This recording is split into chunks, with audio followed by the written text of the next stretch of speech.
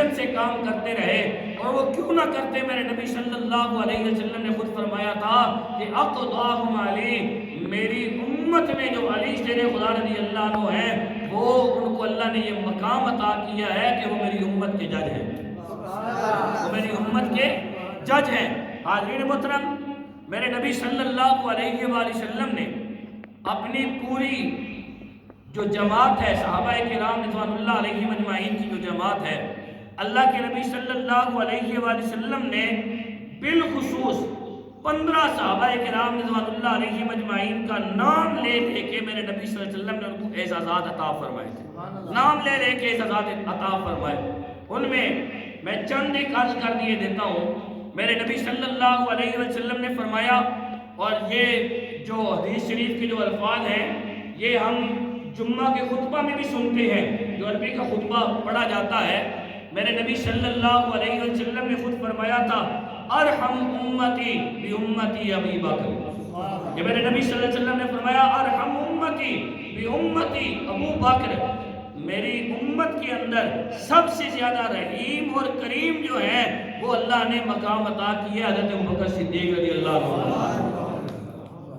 میرے نبی صلی اللہ علیہ وسلم نے فرمایا، اشدہم فی امر اللہ عمر، میری امت میں دینی مسئلہ میں غیرت اور جلالت کے لحاظ سے سب سے زیادہ حضرت عمر بن خطاب رضی اللہ عنہ آگے ہیں۔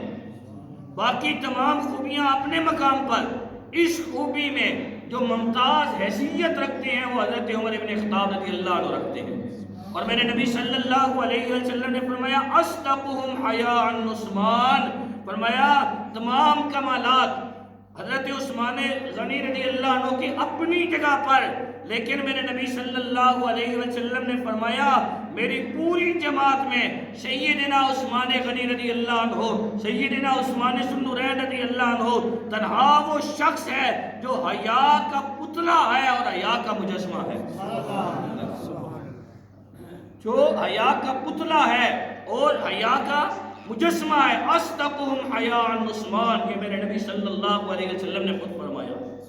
اور حاضرین محترم، میرے نبی صلی اللہ علیہ وسلم نے حضرت عبداللہ بن مسعود رضی اللہ عنہ کے متعلق فرمایا میری پوری امت میں سب سے زیادہ فقاہت اللہ رب العالمین نے حضرت عبداللہ بن مسعود رضی اللہ عنہ کو عطا کی۔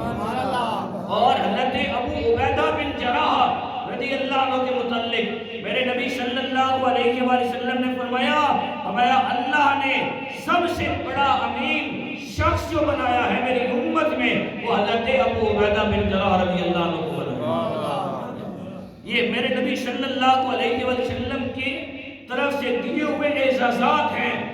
یہ نبی صلی اللہ علیہ وسلم نے اپنے صحابہ کرام رضوان اللہ علیہ اجمعین کے اندر یہ خوبیاں دیکھی، تو پھر میرے نبی صلی اللہ علیہ وسلم نے اپنے صحابہ کرام رضوان اللہ علیہ اجمعین کے سامنے ان میں سے ایک ایک کی خوبی کو بیان کیا۔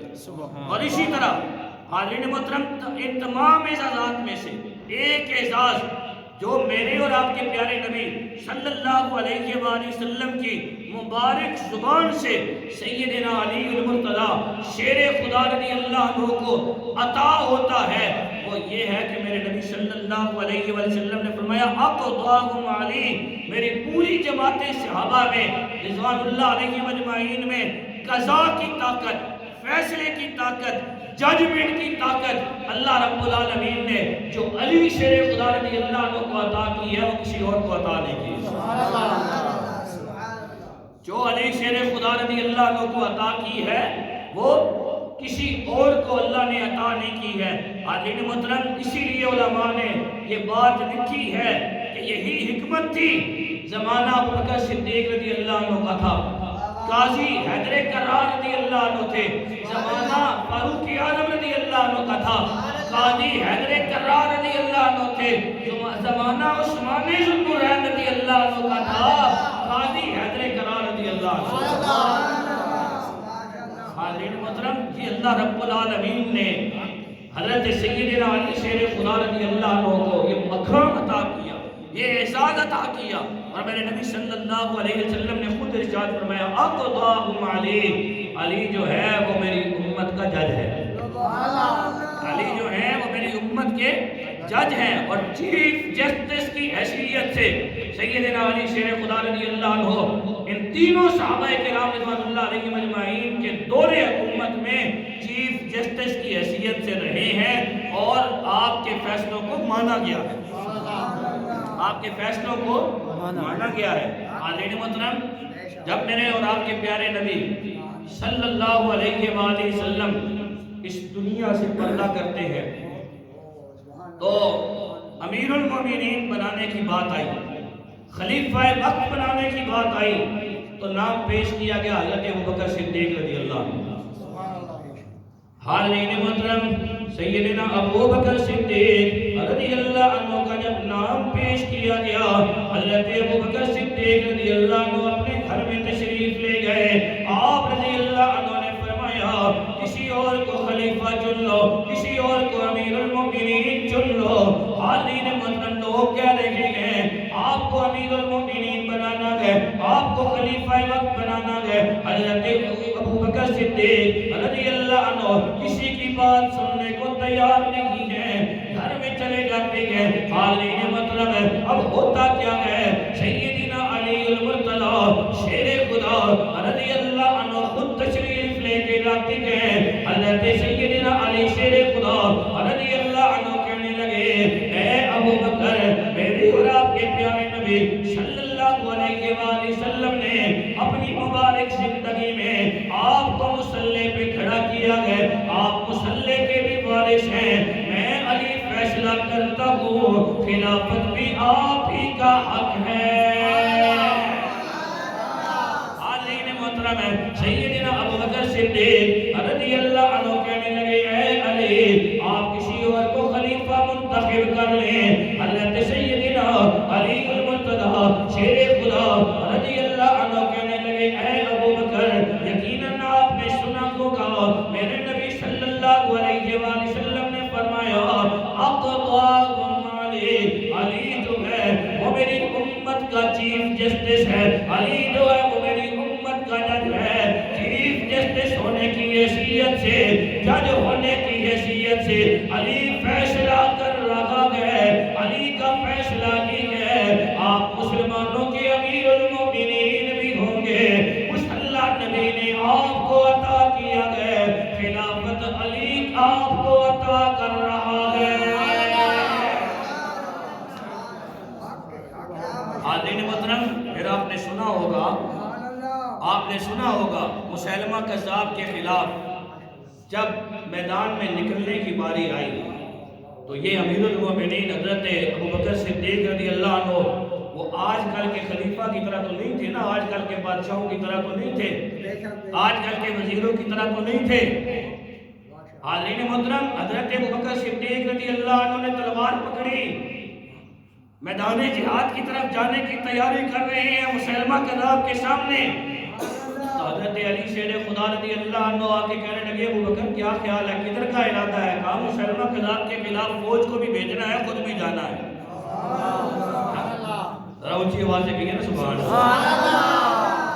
حاضرین محترم، سیدنا ابوبکر صدیق رضی اللہ عنہ نے جب یہ بات کہی، حضرت سیدنا علی المرتضی شیر خدا رضی اللہ عنہ پھر وہی بات کہتے ہیں، اے ابوبکر، اللہ کے نبی صلی اللہ علیہ وآلہ وسلم کی زبان اقدس سے نکلے ہوئے الفاظ ہیں، اقضاکم علی، علی جو ہے وہ میری امت کا چیف جسٹس ہے، میں چیف جسٹس ہونے کی حیثیت سے آج فیصلہ سنا رہا ہوں۔ ابوبکر صدیق رضی اللہ عنہ، آپ یہاں رہیں گے، ہم میدان میں جائیں گے، کیوں؟ اس لیے کہ ابھی تو نبی صلی اللہ علیہ وآلہ وسلم کی وفات کو ہوئے تھوڑا ہی عرصہ ہوا ہے، کہیں ایسا نہ ہو آپ کی وفات کے، نبی صلی اللہ علیہ وآلہ وسلم کی وفات کے بعد مسلمانوں کے امیر المومنین کو بھی کچھ ہو جائے۔ ابھی امت پہلے صدمے سے باہر نہیں نکلی، اگر دوسرا صدمہ امت کو جھیلنا پڑا یہ بڑا مشکل ہوگا۔ حاضرین محترم، فیصلہ علی شیر خدا رضی اللہ عنہ کا تھا، حضرت ابوبکر صدیق رضی اللہ عنہ نے اس فیصلے کو مانا بھی، فوج کو بھیجا گیا، حضرت ابوبکر صدیق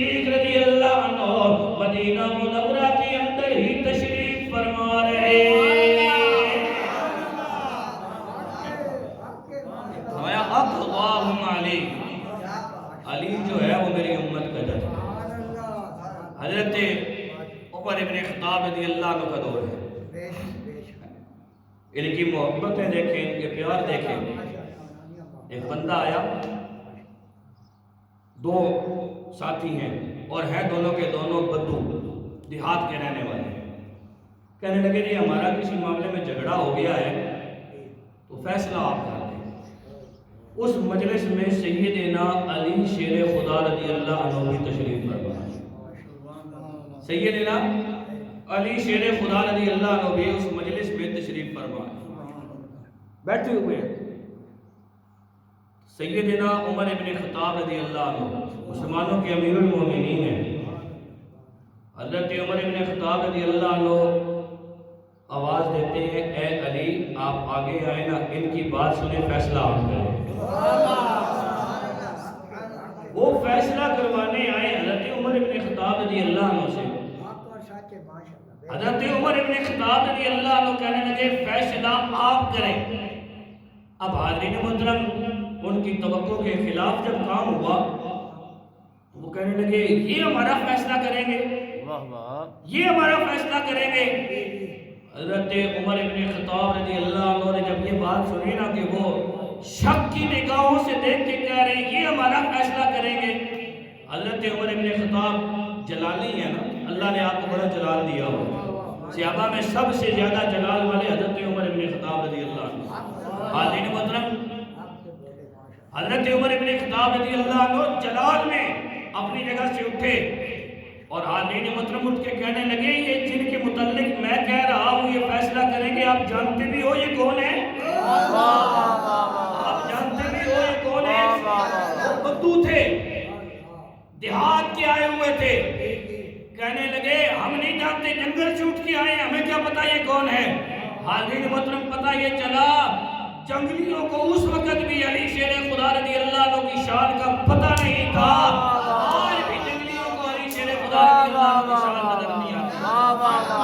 حاضرین محترم سیدنا عمر ابن خطاب رضی اللہ عنہ اپنی جگہ سے اٹھے جلال کے ساتھ، اور حاضرین محترم آپ کا قد بھی بہت اونچا تھا، اونچے قد کے تھے، تو آپ رضی اللہ عنہ جلال میں آ کے ان کو یہاں سے پکڑتے ہیں جس نے کہا تھا نا یہ ہمارا فیصلہ کرے گا، اس طرح گریبان سے پکڑا اور پکڑ کے جو ارشاد فرمایا میرے نبی صلی اللہ علیہ وآلہ وسلم نے ان کے متعلق ارشاد فرمایا ہے جس کا میں مولا ہوں اس کے مولا علی شیر خدا۔ نعرہ تکبیر، نعرہ رسالت، نعرہ تحقیق، نعرہ حیدری، جس کا میں مولا ہوں اس کے علی مولا ہے۔ اور آپ رضی اللہ عنہ نے اگلی بات کہی، فرمایا علی شیر خدا کے متعلق میرے نبی صلی اللہ علیہ وسلم نے فرمایا جس کا میں مولا اس کے علی مولا، اور میں فیصلہ سنا رہا ہوں۔ میں نے اس وقت بھی یہ بات کہی تھی جب نبی صلی اللہ علیہ وسلم نے یہ کہا تھا، میں آج بھی یہ بات کہہ رہا ہوں، علی سارے مسلمانوں کے مولا ہے، علی عمر کے بھی مولا ہے، اور جو علی کو اپنا مولا تسلیم نہ کرے عمر کا فیصلہ ہے عمر اس کو مسلمان ہی تسلیم نہیں کرتا، مسلمان ہی تسلیم نہیں کرتا۔ حاضرین محترم یہ ان کی محبت تھی، یہ ان کا پیار تھا آپس میں۔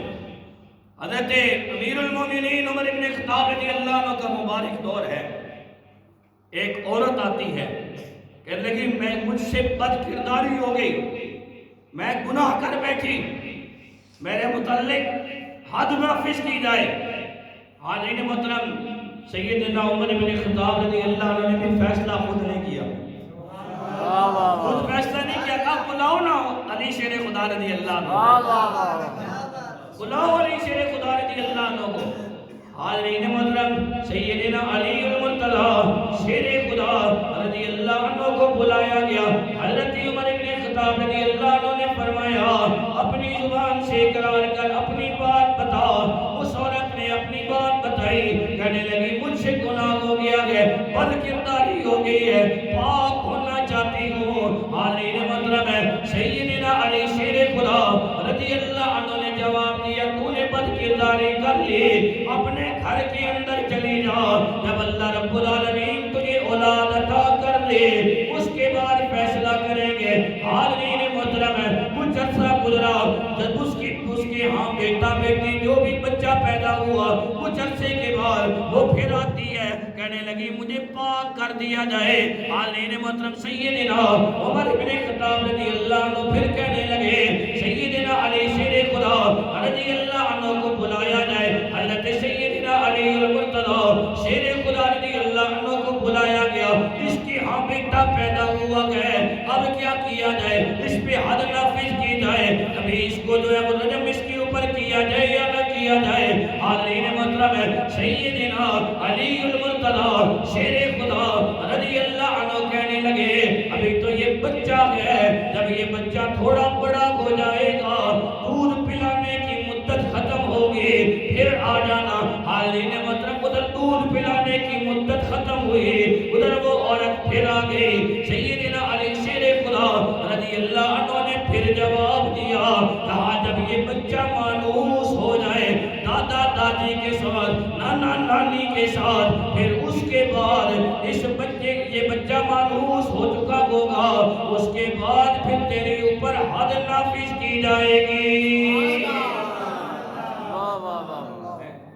حاضرین محترم، یہ اللہ نے فیصلہ کرنے کی صلاحیت جو سیدنا علی شیر خدا رضی اللہ عنہ کو دی تھی، وہ باقی صحابہ میں سے کسی کو ایسی جو منفرد حیثیت کسی اور صحابی کو اللہ نے نہیں عطا کی۔